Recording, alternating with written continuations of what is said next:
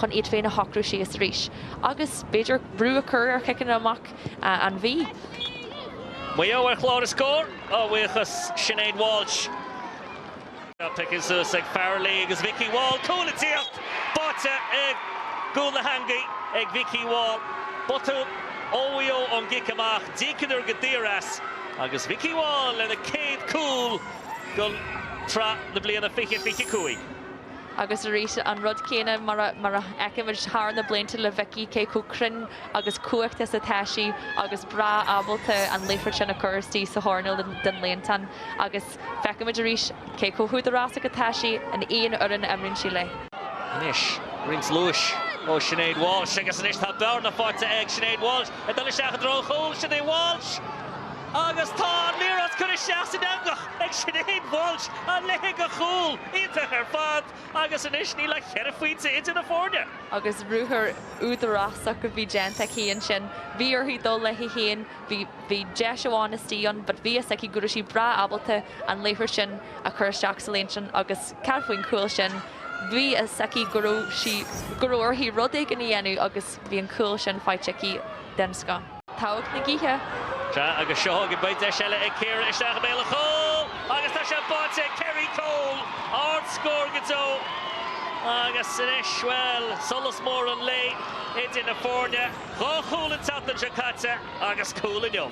Sinné agus dúirt muid ag lá amman sin údanta abrion nuair taúigh immer sin na gíthe níos fearr ná nuair tan gíorta mar a rís níl tú ag bra ar an gí tegann tú Keiko Jacker is a gaithí tú aber chun scór na cruthú agus tá sin deanta an bhí go dtí seo.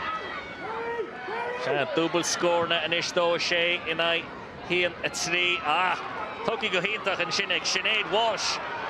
Ítach ar fad ó Sinead Walsh sin seachadród chóil fós ag Sinead Walsh agus Sinead Walsh chun a scór amsú tá sé sin go híntach ó chun de bhuió ce a héin ach cool ítach ó Sinead Walsh cool etarú. Agus nuair tá freagra dí orta céile ag Sinead Walsh chun seaasa suas agus an cion sin a thógáil féin agus bhí go leor a bula genú aici chun an scóir sin a cruthú féin agus bhí an oranna le andí agus bhí sé abalta an cion sin a chur seach lena láha. Leis an glyfa seo. Ciara Smith. Gumpar an líróid chun cín go húdarrásach a ríis. De scórála ag Ciara Smith. Tá sé sin páitianta ó Ciara Smith. Agus sin an cúgiú scór am si agus a glyfa agus an ceann is fearr. Agus ní arcann tú sin gurú chunkar na gíthe ar an cic sin ar thara bhí tá sí có láidir agus cuaigtan lena cic gurú sé bra abalta sin a chur thar an trastan gí nó gangi.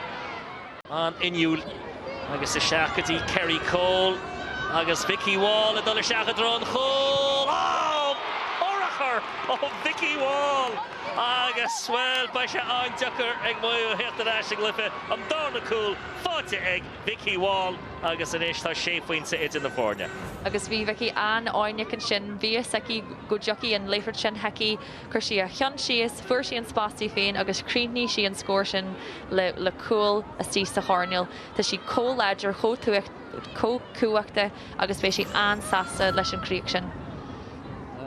Agus Vicky Wall freisin. Gimmers go hána wa.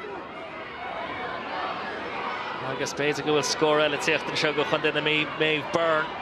Imróí chun cín agus pass an chlichte in sin go fada le Niamh Galogly. Cool an tíocht an seo. Tá coolíonta fáte ag Niamh Galogly an carú cool agus sin.